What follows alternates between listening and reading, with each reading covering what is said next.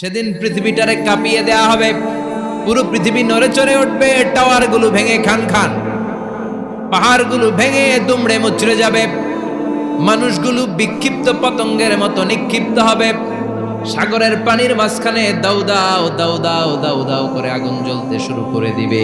আল্লাহু আকবার। নকশা এঁকে দিছেন আল্লাহ, নকশা এঁকে দিছে না? সুবহানাল্লাহ পড়েন।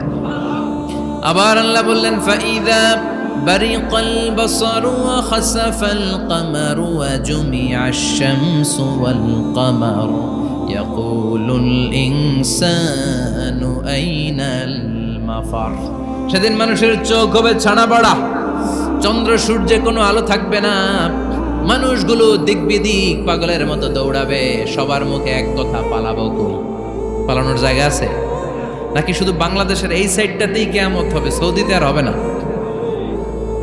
হ্যাঁ, আমেরিকায়, আমেরিকায় কেমনে হবে? ওদিক তো ডোনাল্ড ট্রাম্প থাকে।